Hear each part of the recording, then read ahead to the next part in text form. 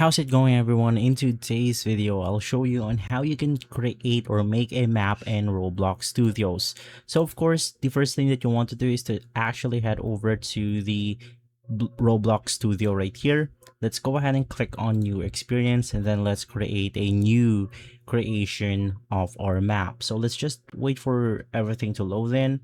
And basically what you want to do is to use the terrain editor in order to sculpt your map. But if you don't want to do it manually, we could also import assets right here built onto the Roblox Studio. So if we click on something like 3D assets, let's go ahead and put something like structures right here.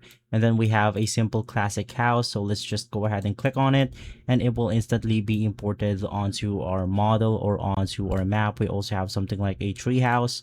Let's go ahead and click on OK, and here we have it. So of course, you can move this accordingly by dragging and dropping it onto your actual map. And as you can see right here, now we have two structures, and you can also navigate through the terrain option, which is going to be this one.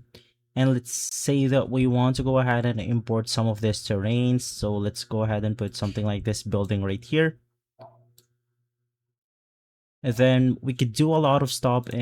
We could do a lot of stuff in this right here, but inside you could once again do something like scoping out yourself. So if you want to go ahead and draw something like grass, we could just go ahead and draw it manually.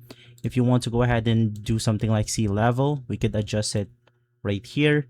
You have your paint and many more. So you could just explore the terrain option, click edit, and in here you will be able to simply test out all of the terrain functionality. So as of right now, this is the map that we just created. As you can see, this is the tree house, this is the house that I've made, and this is the building that I've imported, and this is the patch of grass that we manually inserted onto our map. And so if this video has been helpful, leave a like, subscribe, and follow us for more videos like this. Thanks for watching.